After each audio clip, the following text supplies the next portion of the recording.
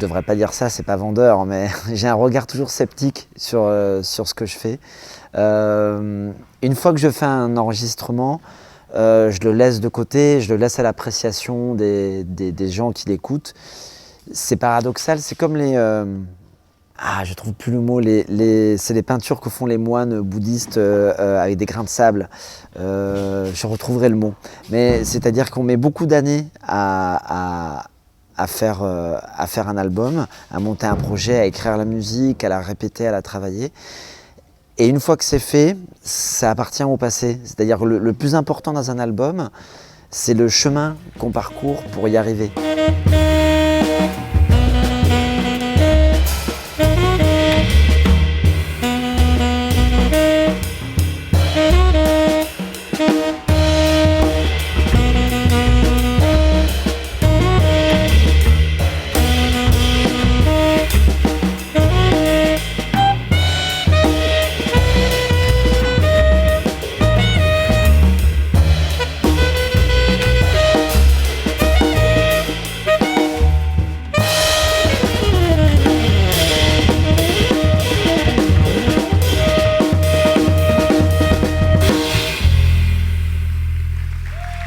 Elle a commencé d'une manière très passionnelle.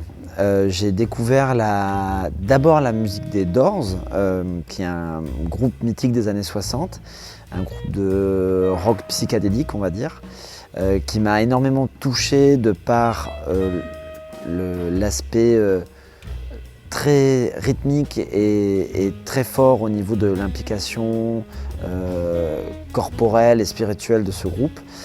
Mais je faisais déjà du saxophone à l'époque, mais je ne prévoyais pas d'en faire ma vie. Et le gros tournant a été à la découverte de la musique de John Coltrane, qui m'a littéralement bouleversé et qui m'a fait comprendre que j'avais pas d'autre alternative dans la vie que de travailler cette musique et de me mettre à son service. Thoughts in time and out of season, the hitchhiker stood by the side of the road and leveled his thumb in the calm calculus of reason.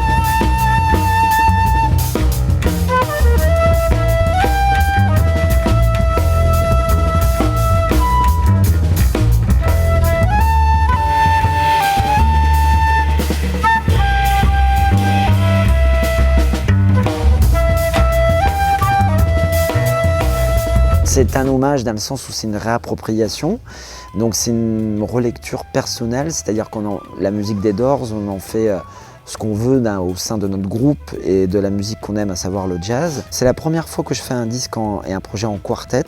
Avant, j'étais un chef d'orchestre qui regroupait 6 musiciens, 12 musiciens, 5 musiciens. Et là, j'avais vraiment envie de m'exprimer en petite formation sur mon instrument et d'avoir une musique très créative et très énergique.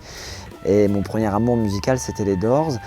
Je me suis d'abord interdit de toucher à ce répertoire parce que c'est très à la mode pour les jazzmen d'aller chercher le répertoire du pop-rock, etc.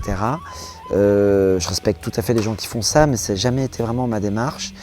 Mais là, j'avais beau faire, l'idée revenait tout le temps en fait de jouer cette musique. Et je me suis aperçu en la relevant que la filiation avec la musique de jazz et ce que j'ai écouté était totalement naturelle.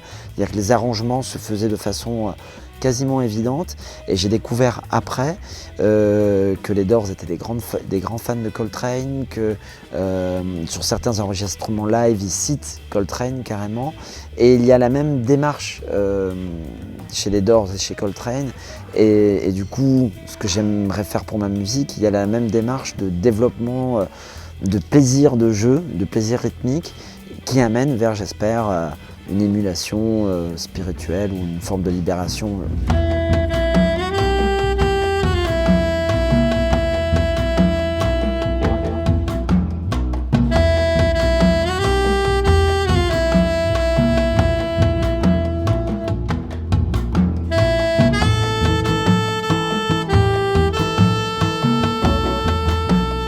J'ai écrit les musiques du film d'un réalisateur français qui s'appelle Édouard Tissot. On travaille en étroite collaboration puisque j'ai écrit la musique de ses films et il a réalisé le dernier clip de notre dernier album. Un travail que je fais avec passion, mais qui est vraiment à côté de l'essentiel de mon travail sur mon instrument, sur mes projets. Et c'est aussi un travail qui fait écho à une amitié que j'ai avec Édouard. Donc ça, c'est la première chose par rapport au cinéma. Quant au théâtre, ça a été juste une occasion où un metteur en scène est venu me chercher parce qu'il avait entendu un de mes albums.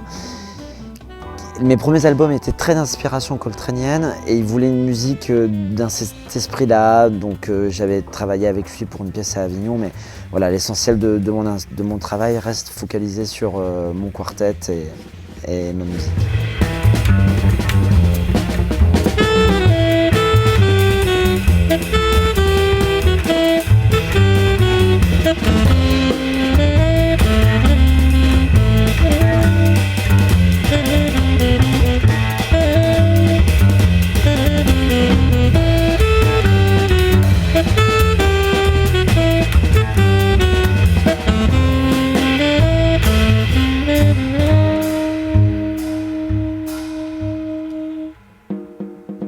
C'est déjà une pratique quotidienne, c'est comme une forme de yoga, c'est-à-dire qu'il y a des exercices concrets qu'on fait tous les jours et qui n'ont de valeur que par le fait qu'on les fait. C'est-à-dire que le but n'est pas forcément d'y arriver, le but est de les travailler pour se départir de certains réflexes, pour arriver à se surprendre soi-même et arriver à trouver une vérité.